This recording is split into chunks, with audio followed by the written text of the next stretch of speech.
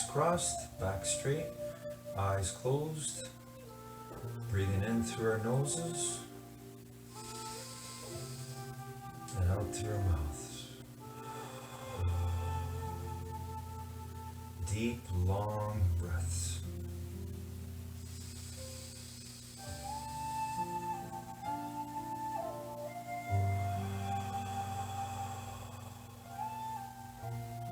Feel that power of you controlling your breathing.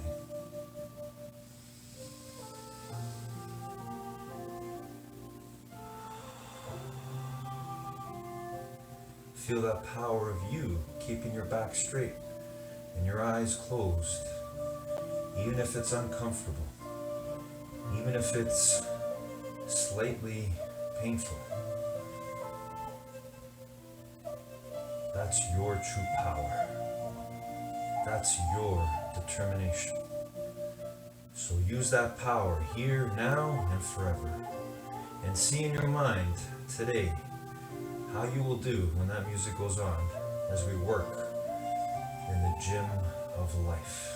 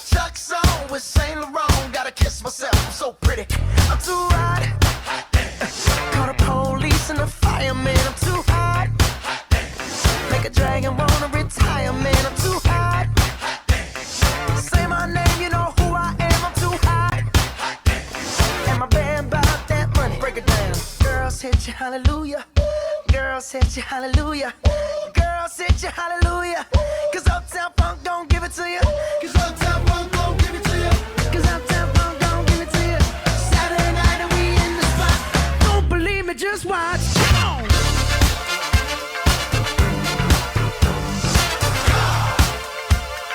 Don't believe me, just watch.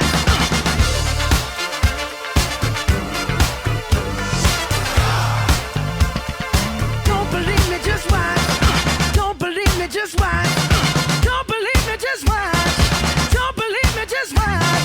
Hey, hey, hey, oh! Stop. Wait a minute. Fill my cup, put some nigga in it. Take a sip, sign the check. Julio, get the stretch. Right to Harlem, Hollywood, Jackson, Mississippi. If we show up, we gon' show out. Smoother than a fresh drop skipping. I'm too hot. Call the police and the fireman. I'm too hot. Make a dragon wanna retire, man. I'm too hot. Bitch, say my name, you know who I am. I'm too hot. And my band bout that money. Break it down. Girls hit you, hallelujah. Girls hit you, hallelujah. Girls hit you, hallelujah. 'Cause Uptown Funk don't give it to you. 'Cause Uptown Funk don't give it to you. 'Cause Uptown Funk don't give it to you. Saturday night and we in the spot. Don't believe me, just watch. Come on.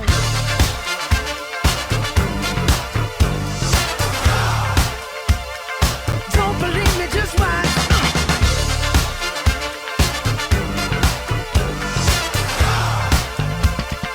Don't believe me, just watch. Don't believe me, just watch. Don't believe me, just watch. Don't believe me, just watch. Hey, hey, hey, oh! Before we leave, let me tell y'all a little something. Uptown, funk you up. Uptown, funk you up. Uptown, funk you up. Uptown, funk you up. I said uptown, funk you up. Uptown, funk you up. Uptown, funk you up. Uptown, funk you up. Come on, dance, jump on it. If you sexed and flown it. If you freaked dead and own it. Don't brag about it, come show me. Come on, dance, jump on it. If you sexed and flown it. Well, it's Saturday night and we in the spot. Don't believe me, just watch. Come on.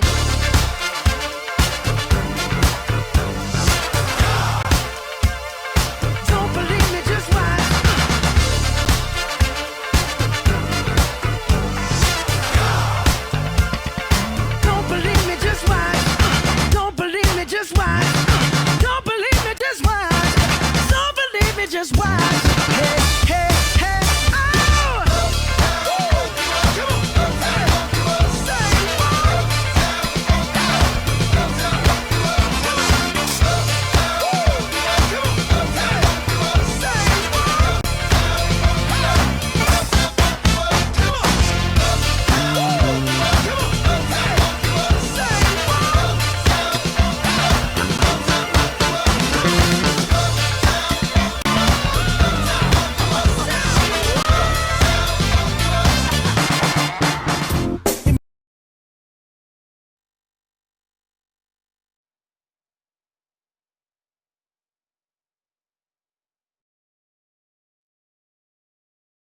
Ronaldo no hace la cobertura defensiva, busca el envío. ¡Messi! ¡Gol! ¡Cabeza! Señores, esto es la perfección.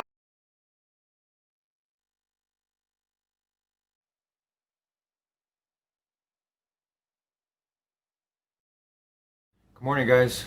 There are so many fears that we have to master and control in this life, but I want to talk about the first one today, the fear of poverty. This one is one Napoleon Hill talked about in Think and Grow Rich.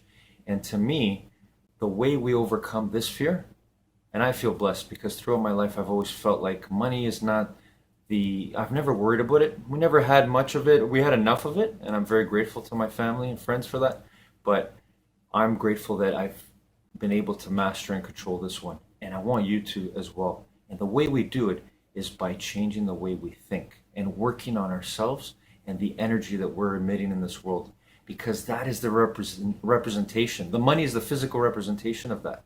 And once we swallow that bitter truth, we can then move towards it and mastering that fear of poverty. We are abundant. There's abundance everywhere. And we have to realize that every single day. Have a great day, everyone.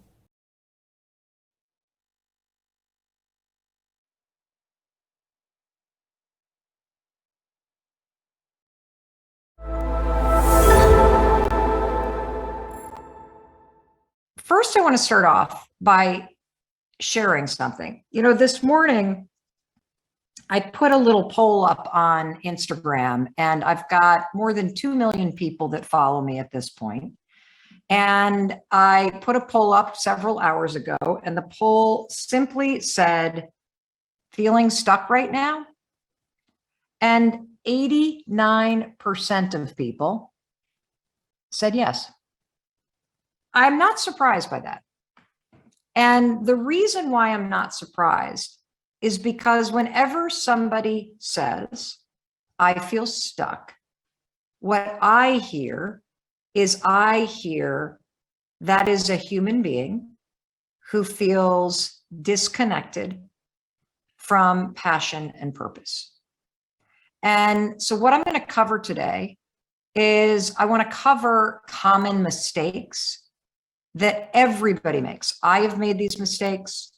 The people that I love make these mistakes. And I think when you unpack the mistakes that you're making, it's easy to then do a few simple things to start moving in the right direction. Mistake number one is that you think passion and purpose are the same thing. I hear those two words thrown around so much and swapped in and out of sentences that I need to say it is a major mistake to think that passion and purpose are the same thing, because the fact is they're completely different. And the other fact is you need both passion and purpose in order to live an incredible life that you deserve to live. So let me unpack my simple way of thinking about passion versus purpose. So passion is something you feel. I think about passion as another word for energy. Passion is something you feel. Purpose, on the other hand, is something you do. Purpose is something you do. I'm going to distinguish passion and purpose at a secondary level. You ready? So passion is something you feel. Passion describes the energy that you feel. And the other cool thing about passion is for you. Passion is simply anything that makes you feel more energized in life. I'll give you an example. And I want you to think about what is something that brings passion into your life. And as you think of the thing that brings passion into your life, share it. Because when you share something that you're thinking, it always ignites and empowers and inspires somebody else that's watching this too. So for example, passion is for me. Passion is what I feel. Passion is the stuff that brings energy into my life. So here's my passion. Ready? I love to garden. I love to walk into a flower store. I love to savor a fabulous cup of coffee. I love and am passionate about watching stand-up comedy. I am passionate about hiking. I am passionate about, I'm actually passionate about the polar plunge challenge and doing cold exposure therapy. I'm passionate about getting together with our kids. I'm passionate about walks on the beach. I am energized by making plans to go somewhere. I am energized by cooking. All of these things that I'm listing are things that I do or things that I think about that infuse me with this energy. That's what passion is. And you need that in order to live an awesome life. And passion is so simple to bring into your life because passion is literally just about getting intentional about filling your time with things that bring you energy. It kind of makes sense, right? That's all the passion is. And now that you understand this simple idea of what passion is, that it's something you feel, it's for you, it brings energy into your life. You now understand why people say, "Oh, I'm living my passion." I would never use that sentence because I think the accurate thing is I feel passionate about my work as a doctor. What they're saying when somebody says that is they're saying, I feel energized by my work. And if you are one of the 89% of people that feel stuck right now, here's what I know. If you look at your day-to-day and your week-to-week life, you are not doing anything that naturally brings energy into your life, positive energy. And a simple way to flip the switch and bring more passion into your life is to become intentional about making time to do the things. Like Marianne, she's passionate about running, designing, chilling with her friends, connecting with people, helping connect people in business, nature, sunrises, so many things. Even writing the things, did you guys notice? Even writing down what brings energy into your life actually makes you feel more energized. So that's what passion is. Purpose is something you do, and purpose is what you do for the world. Purpose is this anchor that you attach yourself to, and it is the thing that you do for the world. It's how you show up for other people. It is the reason why you're doing things. It's sort of like, I'm going to give you another example. We've got the anchor, because when you're connected to why you do what you do, you will not feel adrift, okay? But I'm going to give you another example about purpose. So have any of you ever had a situation where you're like near a body of water and you either have your dog or somebody else's dog, and that dog runs into the water or the pond or the river or the muddy stream or the swimming pool, and then they come out and they shake, shake, shake, shake, shake all over you, and the water spreads everywhere, right? I also feel that purpose is that stuff that naturally shakes off you and hits other people. So I, for example, in the exchange that you just saw with me talking with Brendan, when Brendan's around me and he's like the dog shaking wet, what you get hit with is his purpose of serving, right? It just flies from the guy. because it's what he gives to the world. And when you understand that purpose is just why you're doing something and how you're showing up for it, and the way in which you uniquely do it, that's your purpose. That's it. Passion is for you. Purpose is what you give to other people.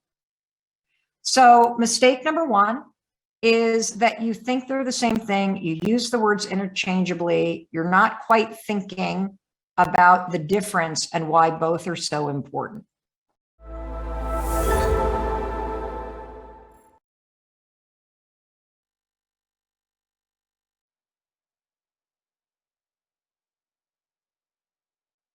It might seem crazy what I'm about to say. Sunshine, she's here. You can take a break. I'm a hot air balloon that could go to space with the air, like I don't care, baby. By the way, because I'm happy. Clap along if you feel like a room without a roof. Because I'm happy. Clap along if you feel like happiness is the truth. Because I'm happy. Clap along if you know what happiness is to you. Because I'm happy. Clap along if you feel like that's what you want to do. Here come bad news, talking this and that. Well, give me all you got and don't hold it back. Well, I should probably warn you, I'll be just fine. No offense to you, don't waste your time. Here's why. Because I'm happy. Clap along if you feel like a room without a roof.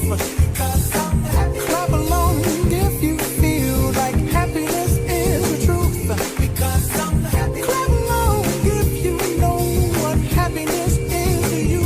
Because I'm happy. Clap along if you feel like that's what you want to do. Bring me down, can't none bring me down. Your love is too high. Bring me down, can't none bring me down. I said, bring me down, can't none bring me down. Your love is too high. Bring me down, can't none bring me down. I said, clap along if you feel like a room without a roof. Clap along if you feel like happiness is the truth. Clap along if you know what happiness is to you. Clap along if you feel like that's what you want to do. Bring me down, can't none bring me down. Your love is too high. Bring me down, can't none bring me down. I said, clap along if you feel like a room without a roof. Clap along if you feel like happiness is the truth. Clap along if you know what happiness is to you. Hey, clap along if you feel like that's what you want to do. Yo, DJ Rafi, you ready?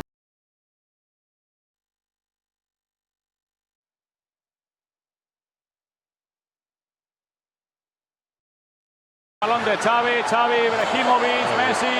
Ojo a Messi dentro del área, sigue Messi, vaya regate de Messi, Gaito, Messi, gol del Barça.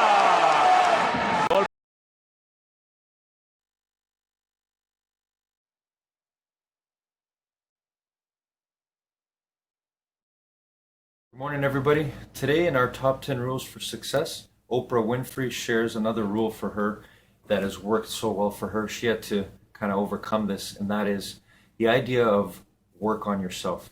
So everything that we will achieve, everything we will enjoy in life is going to be really a reflection of how hard we've worked on ourselves. Now, Oprah Winfrey shares with us today that there was a point in her life, and I felt this way too, and I still try to challenge my own thinking about this every day and overcome this, is she felt almost embarrassed, ashamed that she would work on herself. She felt like she had the thought like, I'm so full of myself, or, I'm selfish. This is a thing we have to overcome. And even a greats like Oprah Winfrey have had to overcome it. Now she says, yeah, I'm so full of myself. I'm so beautiful. I want to share myself with the world. So the more we work on ourselves, the more confident we become, the better we can share with everyone else. Have a great day, everyone.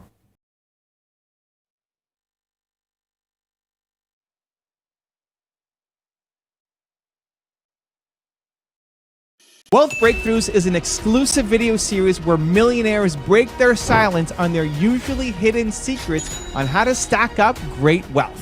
It's like eavesdropping on the private conversations rich folks have with each other behind closed doors. But I partnered with the series creator Jeff Hayes to bring that VIP pass to you right here today. In this episode, you'll learn how even procrastinators can get rich, how to set up income streams that pay you each month, what you can learn from Steve Jobs, and why only a few people achieve success. Get ready to transform your financial future and learn the secrets of real wealth building. Enjoy. Hi there, and welcome to episode 8 of Wealth Breakthroughs. I'm Patrick Gentempo. How many streams of income do you think the average millionaire has? 3 or maybe 4? Those would be good guesses, but the answer is 7. The average millionaire has 7 different streams of income. And you can quickly learn how to easily set up your own multiple income stream system that pays you cash month after month. Zach Scheit of St. Paul Research is going to show you how today as we kick off episode 8. Here's Zach.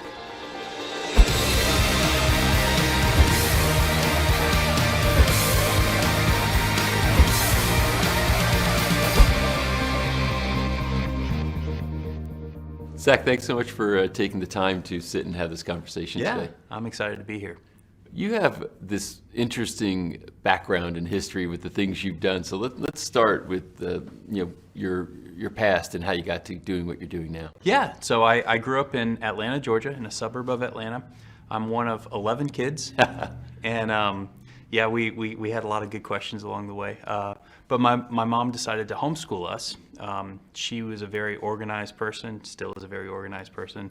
She made sure that we focused on all the things that we needed to know growing up. And she really focused, the interesting thing is she didn't focus on the test itself, but preparing us for life. Mm-hmm. And that's something I really admire about her. Yeah, exactly. Right. And so we had a lot of we had a lot of planning that we had to do ourselves to make sure that we covered all the bases for the curriculum that we were supposed to cover. Mm-hmm. It was neat. I actually got to teach my younger brothers and sisters how to read because that was part of the whole curriculum, was not just learning things ourselves, but learning them well enough to be able to teach others, which actually came in handy farther down the road as I moved along in my career and so forth. And then you went to college. What'd you study? Yeah, I went to Lee University, a small school in Cleveland, Tennessee. Studied business, graduated from there. I packed it into 3.5 years so that I could marry my high school sweetheart. So the deal was get done as soon as you can, get married, and I was excited to start a family, and we sure enough did. So you were one of 11. How many kids do you have? I have 7 kids. My parents think we have a good start. So we're talking about like wealth breakthroughs and wealth accumulation. Is having a bunch of kids like the wealth evaporation strategy? Exactly. No, I joke around I have to have 7x income. 7x income because I've got so many different streams that it goes out. So we have to make sure that we have lots of different income streams to cover all the bases there. Well, now if you lived on a farm, it might be a good thing. You put them to work. That's right. Exactly. They haven't figured that out yet. No. So then did you, and I think you got a post-grad degree too. Yeah. So when I graduated from Lee, I came back. We moved back to Atlanta, my hometown. I started working for a bank, SunTrust Bank, and while I was doing that, I worked at night, or I went to school at night, and got my MBA from Georgia State. Nice. So working hard during the day, putting in the hours, getting that done at night. But I wanted to knock that out as soon as I could so that my kids hopefully wouldn't be able to remember their dad being out late, studying and all of that by the time they got old enough that we'd be able to spend more time together. And it's important to me. I love my family, and I want to do the best that I can for them. Did you have a career vision at this point, or what got you moving into your next stages? Yeah, I always loved the idea of the financial markets, being able to think with your head and to make your money work for you. So the idea of being able to invest in other companies, being able to build multiple streams of income, that was always something in the back of my mind. When I worked at SunTrust, that wasn't necessarily the direct career path towards being in the financial markets, but I was always keeping my eyes open and trying to network as much as I could. And I kind of got lucky. About a year and a half after I started working at SunTrust, one of the guys that I went to church with actually was, his company was invested in a hedge fund, and he introduced me to the guy that ran that hedge fund. And I got to interview there, and it was really sort of a courtesy more than anything. But after that interview, the portfolio manager's assistant resigned, and it just happened to be the week after, and so I was still fresh on his mind, and he called me back up, and I went back in and had a little bit more of a formal talk with them, and wound up getting the job as a research assistant. And that was kind of what got me into the financial markets and understanding more about what goes on with stocks and bonds and options and all the different opportunities that people have. Did you like the research side, the work that they put you on? I did. I loved it. Just being able to sit down and look through a company's balance sheet and income statement. I'm a numbers guy. So like all the logic goes together and it makes sense. But then the markets trade not just on logic, but also on human psychology. And there's fear, and there's greed, and there's all of these different forces that push prices back and forth. And so it was a really unique situation where you have to be able to think through things very critically, but then you also have to be able to anticipate how other people might view things. And it's very intriguing, and there's something different every day. So you're not sitting there doing the same spreadsheets over and over. Every day there's something different to analyze, and I love that. It was unique and exciting, and great spot to be. So what ended up happening? So you started as an assistant analyst, I guess. Yep. And what ended up, as far as, did you move forward at that job? I did. So I started there, and as an assistant, I was researching a lot of stocks, and the portfolio manager was pulling the trigger on which stocks we were going to buy or sell. And about a year into it, I got the opportunity to manage a small part of one of the funds that we ran. So the company had 3 different hedge funds, which are basically like mutual funds for the rich and famous. And why are they only for the rich and famous? Well, the way that they're set up is that they're only available to accredited investors, which means that you have to have $1 million or a very high income to even be able to invest in these funds.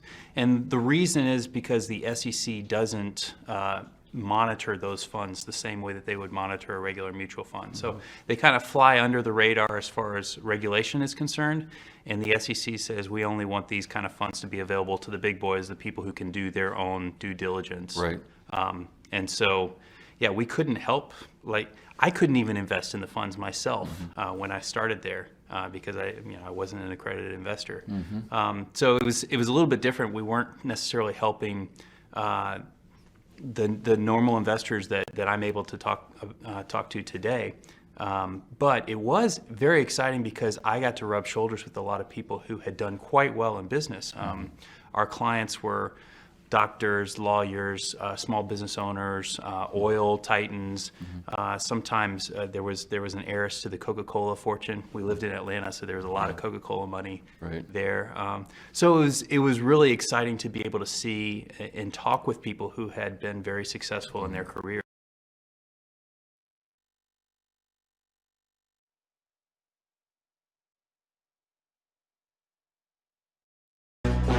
I'm ready. Are you guys ready? Let's go! We shake it off. Now turn around. We don't let no bad vibes get in our way. Put your hands up in the air. When we dance, we don't care. Wave left, now right. Then turn around and one more time. Shake it off, turn around. Don't let bad vibes get you down. Put your hands up, wave left to right. Then bring it all back to the other side. Shake it off, turn around. Don't let bad vibes get you down. Put your hands up, wave left to right. Then bring it all back to the other side. Shake it up, turn around. Don't let bad vibes get you down. Put your hands up, wave left to right. Then bring it all back to the other side. Shake it up, turn around. Don't let bad vibes get you down. Put your hands up, wave left to right. Then bring it all back to the other side. Some days you'll feel like you're on top, but some days go down like a big old flop. But I know what to do when I'm feeling blue. I just gotta feel the groove. Don't care what others say. No one's gonna ruin my day.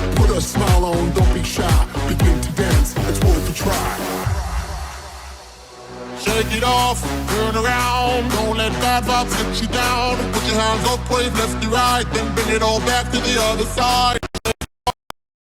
Turn around, don't let bad vibes get you down. Put your hands up, wave left to right, then bring it all back to the other side. Shake it up, turn around, don't let bad vibes get you down. Put your hands up, wave left to right, then bring it all back to the other side. Shake it up, turn around, don't let bad vibes get you down. Put your hands up, wave left to right, then bring it all back to the other side. We shake it off, now turn around. We don't let no bad vibes get in our way. Put your hands up in the air.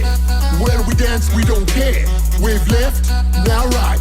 Then turn around and one more time. Shake it off, turn around. Don't let bad vibes get you down. Put your hands up, wave left to right. Then bring it all back to the other side. Shake it off, turn around. Don't let bad vibes get you down. Put your hands up, wave left to right. Then bring it all back to the other side. Shake it up, turn around, don't let bad vibes get you down. Put your hands up, wave left to right, then bring it all back to the other side. Shake it up, turn around, don't let bad vibes get you down. Put your hands up, wave left to right, then bring it all back to the other side. Shake it off, Turn around. put your hands up, wave left to right, turn it around. Shake it off, shake it off, shake it off, shake it off. Now turn around. We don't let no bad vibes get in our way.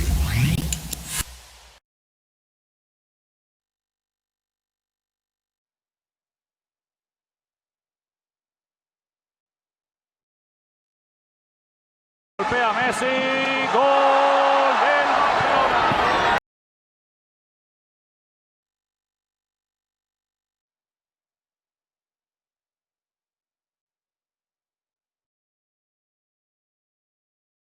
Good morning, guys. I got another story from Les Brown I want to share today. This is related to fear. We're talking about fear. We're working on our fears every day, trying to overcome them. Well, he shares a story where there was a gentleman who would be daily walking by, and there was a dog there that would always chase him, and it was intimidating to him. He was afraid of this thing. He would run away from it. And this made me laugh when Les Brown ended the story by saying that once the man realized, when he went close to it and realized when it was barking at him that it had no teeth, he was the one that became empowered and then, shooed the dog away and overcame that fear. So sometimes the point is, sometimes our fears are not even close to what we think they really are. There's no teeth in them. And so I love this story. It makes me laugh, and I hope we use it as we live, laugh, and love our way to infinite mind wealth. There may be no teeth in your fears. Have a great day, everybody.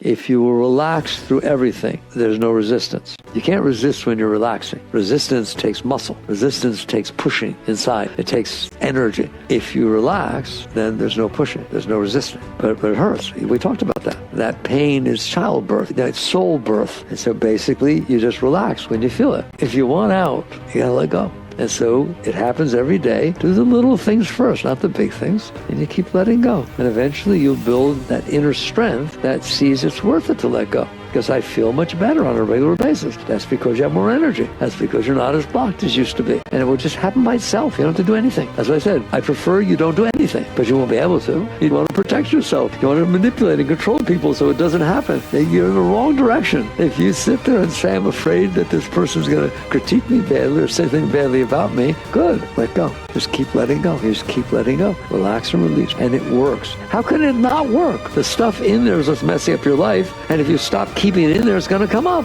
How will I know it came up? How do I know what I need to work on next? It will be in your face. Just don't fight with it. Need motivation? Watch the top 10 with hashtag BelieveNation. Hey, it's Evan Carmichael, and I make these videos because I need it. I need it for me because I don't wake up every day and say, yes, let's go conquer the world. No, I wake up and I need that external motivation to match my internal motivation. When I see somebody who's doing amazing things, it makes me just want to play a bigger game. And so I hope that today's video makes you want to play a bigger game too, because your message matters, and let's get it out to the world. So today, let's learn from one of the best, Michael A. Singer, and my take on his top 10 rules of success. Enjoy. I used the example the other day. You learn to play tennis. You got a coach. You're very, very good with your forehand. Man, I am amazing. People, wow, how long have you been playing? That's how good I am with the forehand. I'm terrible with my backhand. If you're that person's coach, where are you going to hit the ball? At the forehand? What for? You hit the backhand because it needs to get better. All right? That's how you look at life. You're supposed to be challenged. The coach that's hitting you at your weak spot, don't fire him. You keep hitting where I'm not good and I'm embarrassed. People see I don't know how to play. What are you, crazy? You can't get better if you don't work at the places where you're weak. And so life is really good at hitting your stuff, isn't it? And by the way, when it's not hitting your stuff, you're afraid it will. You're afraid that something will happen that will hurt you. That will hurt your heart. That will make your mind get bothered. That something won't be the way you want. So you go out there and try to make sure it doesn't happen. No. You open up, you look at what you're supposed to be doing, and you do it. And then things happen. Bosses yell at you, this happens, that happens, the relationship doesn't work out, all kinds of things happen. And nice things happen too. Things can happen to help you. It works like that. If you let life do it, it will unwind your stuff, there's some scars or patterns, exactly as they need to be.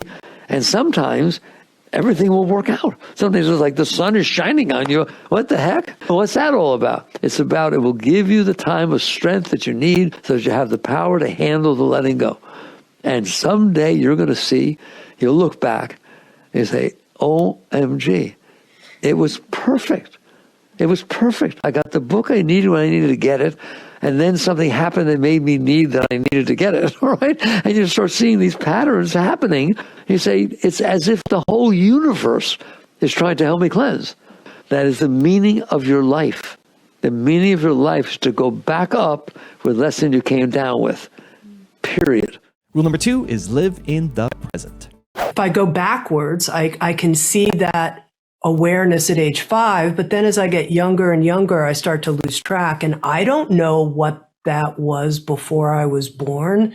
And I don't know if that will continue after I die. And so this promise of spirituality, you'll get to know the who inside. I'm like, okay, I kind of know that who while I'm alive, but I don't know what it will be like when I'm not alive. Mm-hmm. So I want to know what you have to say to that. I'm glad you don't know, and I'm glad you admit that you don't know, because the truth is almost nobody knows.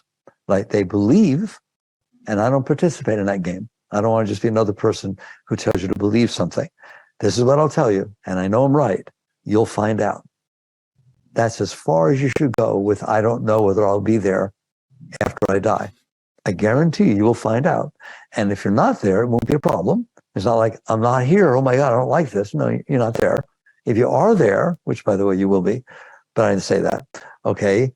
You'll find out what it's like to be there and not have a body and what's going on and where am I? Why think about it now? Live your life now. Be here now. All right. You'll have that experience then. And the fact that you didn't know what you were like before you dropped down, every master teaches really the same truth, which is when you drop, you're going to understand it like this. When you drop into the body, when the consciousness drops into the body, that is a traumatic experience. Okay? All of a sudden, there's all these sensations and all this sound and all these sights and all these feelings and things. It's freaky. Okay? The consciousness totally freaks out. And so it's lost. It's called the lost consciousness. It's not like now, I don't care if you think you have problems. You don't have problems compared to someone who has amnesia and just woke up from amnesia and doesn't know who they are or where they were. You understand that? That's like a panic type of state. That's what happens when consciousness drops into the body. It's disoriented completely. It doesn't, and so what it does is start grabbing. We just call it clinging. It starts grabbing to mommy, to crib, to blankie, to toy, to, you understand that? It just grabs anything that's steady that it can get its hands on and starts to build some solidity inside. It's not really solid. It's just thoughts, it's experiences, but they're firm, they're regular. Always put the baby in the same crib. Don't do the experiment what happens when we put a baby in a different crib every night and a different mother picks them up, because every psychologist will tell you that's out of the question, right? Because the self, the consciousness is going through this experience of trying to ground. of trying to settle. Okay, I know who I am. I am this person's child. I am the owner of this crib. I am the one who has this blankie. Okay, so you develop a self-concept, and that gives you a sense of stability. And then you keep that throughout your entire life. So the fact that you don't remember what your consciousness was like before you did all that is completely understandable. Great masters say they do. It's none of my business. Okay, Yogananda said he was totally conscious in the womb, and they know where they were before. Okay, so it's nice that somebody says that, but I don't want you to say that. I want you to be real.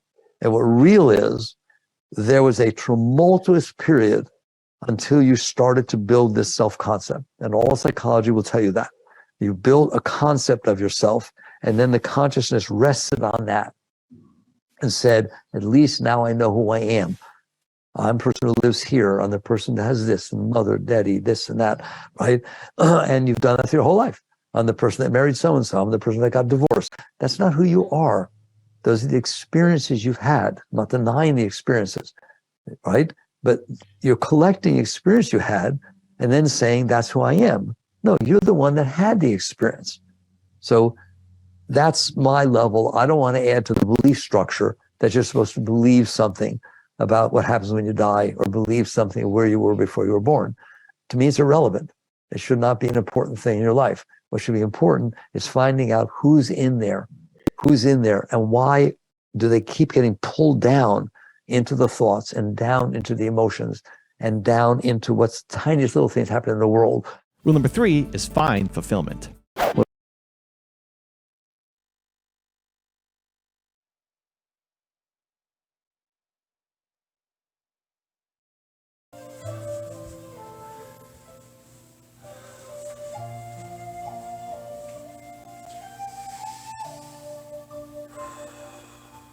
And here we are again, ending the way we begun today together.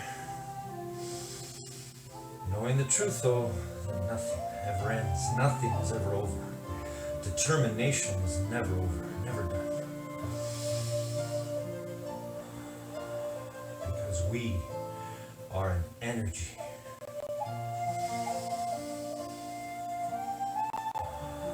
We are one energy.